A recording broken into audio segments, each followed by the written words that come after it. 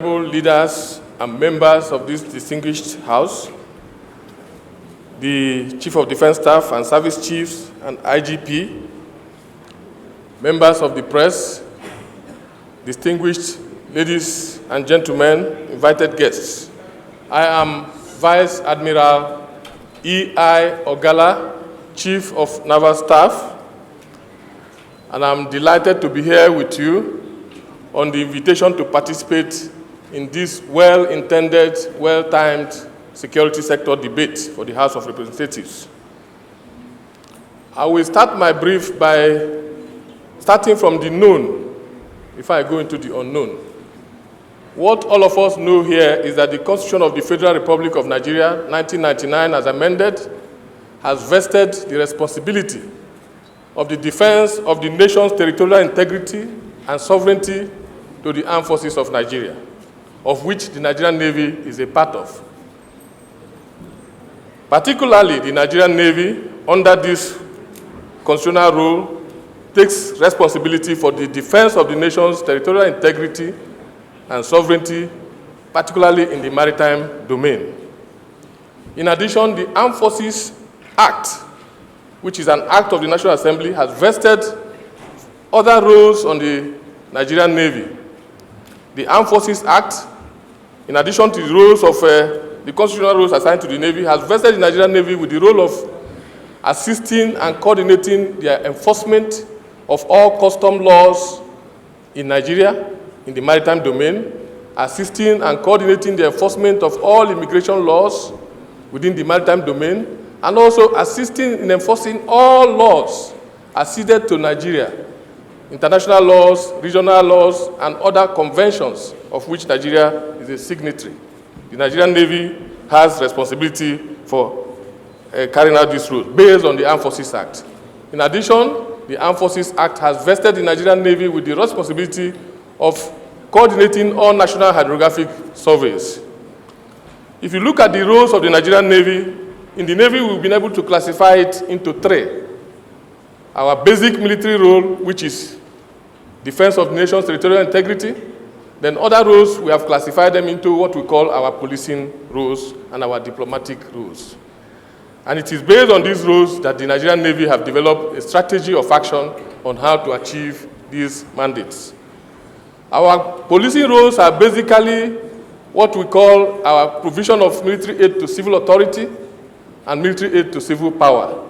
This is what encompasses our roles in terms of internal security, our ability to police the maritime environment, and even our strategic involvement in the defense of the nation's offshore oil and gas resources, in addition to other resources within the maritime environment.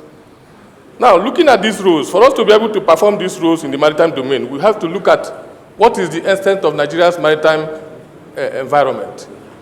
Nigeria, based on United Nations Convention on the Law of the Sea, has an exclusive economic zone of 200 nautical miles from the baseline. Baseline means the coastline. These 200 nautical miles, considering our coastline of about 420 nautical miles, translate to about 84,000 square nautical miles. If you convert it to square kilometers, it gives you roughly about 300,000 square kilometers, which is about 1/3 of Nigeria's landmass. This is the extent of the responsibility that the Nigerian Navy has to police, particularly when it comes to our policing duties. And it is beyond that, because Nigeria, based on our strategic position in the Gulf of Guinea, we have various offshore patrol vessels, frigates, and other patrol platforms to be able to achieve this response capability.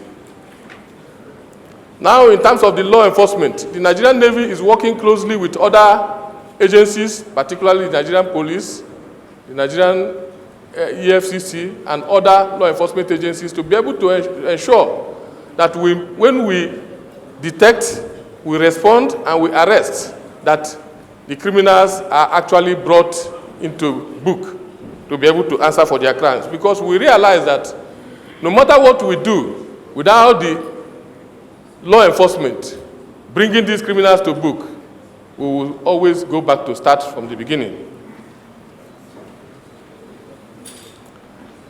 As part of this concept, within the past few years, we have been engaged in several operations. Some of these operations are basically targeted at ensuring that we reduce crimes in the maritime environment, particularly critical issues of crude oil theft. We all know that Nigeria is an oil-producing country, and our economic survival depends on how we are able to protect that vital resource.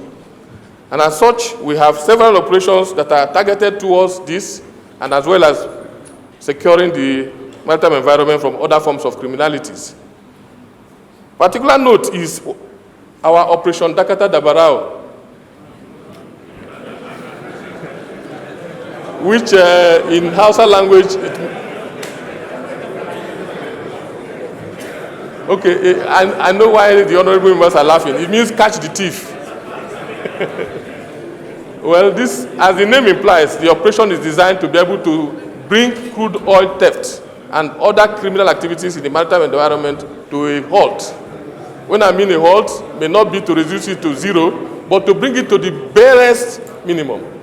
And since we launched that operation, what we have been noticing is a gradual and continuous reduction in the activities of these criminals. Order, please. Order. Order, please, in the House. Order.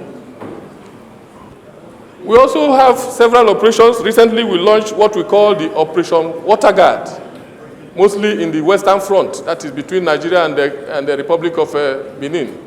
This operation is designed to address the prevailing threat in that area, the prevailing maritime crime in that area, which is smuggling of rice, smuggling of fuel to our other countries, which is one of the major areas that the President and Commander-in-Chief have directed us to make sure we face them headlong.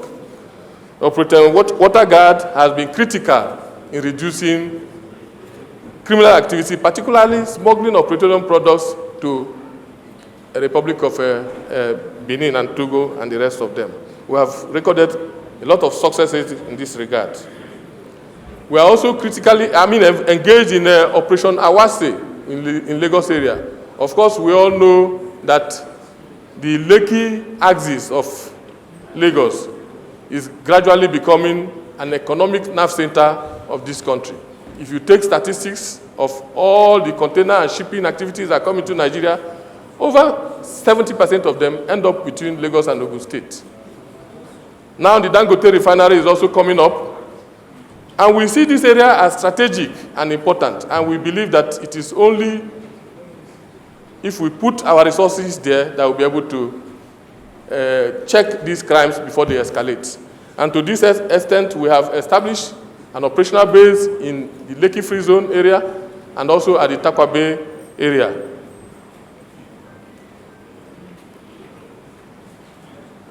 I make bold to say that the Dangote refinery has given us letter of commendation based on our activities in securing the environment within that area. In addition to other various operations which the Nigerian Navy is undertaking, we are also engaged in other critical areas of regional collaboration.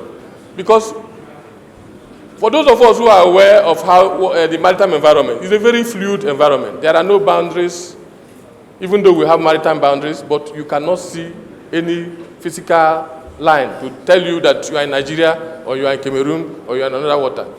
Moreover, ocean current flow from country to country. The fishes move around. They don't care about boundary. And that is why we must engage other neighboring countries and work in hand with them. And that is why we have been engaged in several aspects of international and regional collaboration. We engage in international regional exercises, like exercise of Bangame, which we just concluded recently, exercise and other areas of collaboration. In fact, the Yaoundé Code of Conduct, through that Yaoundé Code of Conduct of 2014, we were able to establish what we call the Regional Maritime Control Centers, both in Abidjan and Cameroon, whereby we exchange information with all these our regional neighbors with a view to checkmating these transnational crimes in the maritime environment.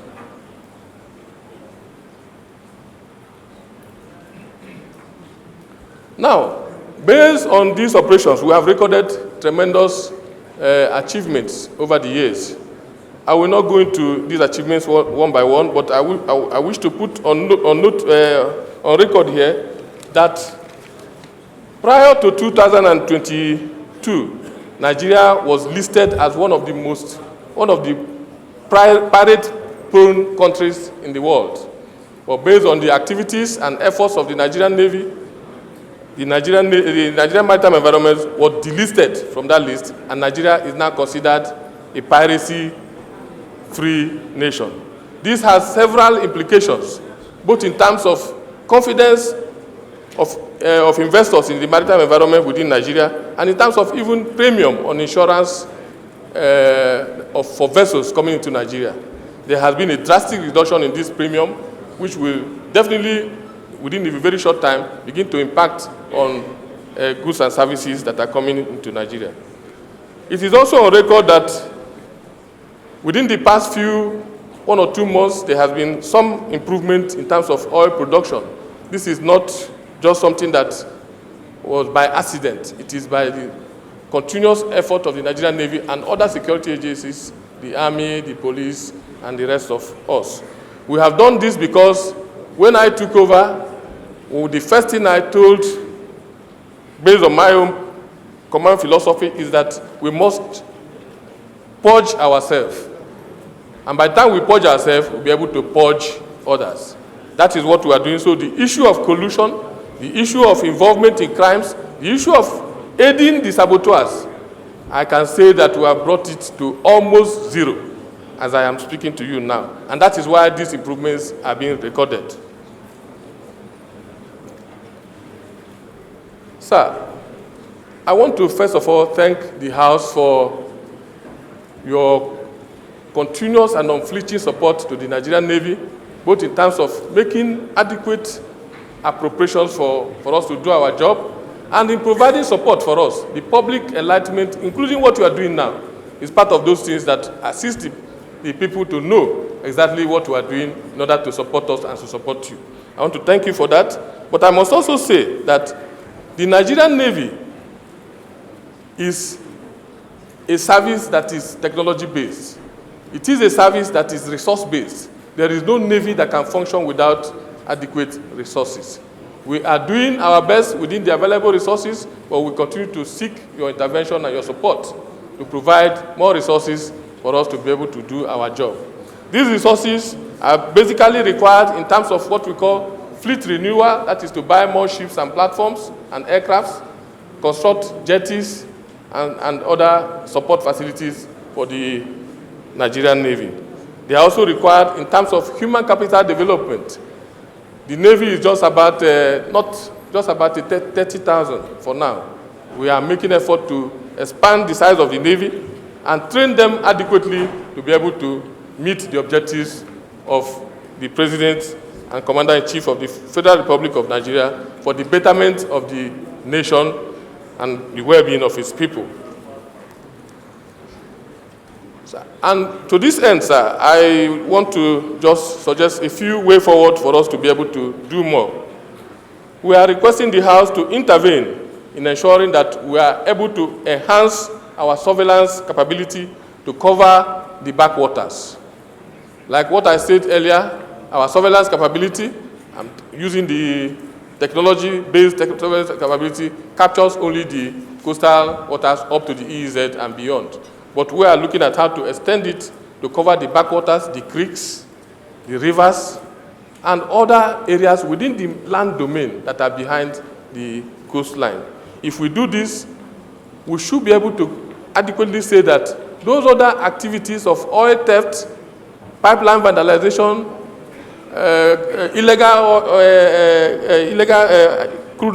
illegal refineries, and so on, we'll be able to see them 24 hours irrespective of the weather.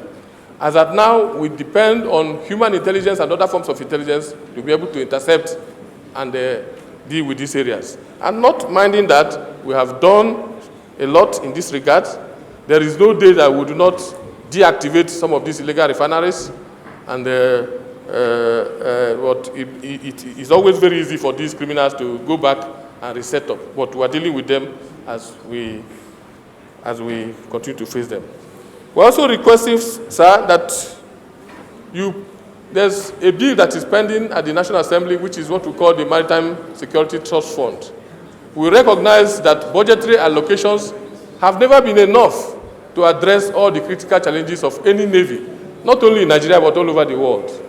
And that is why we propose this Maritime Security Trust Fund to enable the operators in this industry pay a little token of their profit dedicated to provision of platforms and other facilities for addressing oil theft. It will not only be channeled to the Nigerian Navy, but to all other agencies that are engaged in addressing oil theft and addressing other forms of illegalities in our maritime domain. This is one of the areas that we are requesting the House of Reps to assist us. On this note, sir, I want to thank the Speaker once again for the opportunity that you have given to me to come here and make this presentation. We are open and we are ready to take other areas of contributions and questions, because we recognize that no man has it all. And we can always get something that we can use to modify our operations from this honorable house. I thank you very much, sir. God bless you. I think we have taken Naval Air Force now.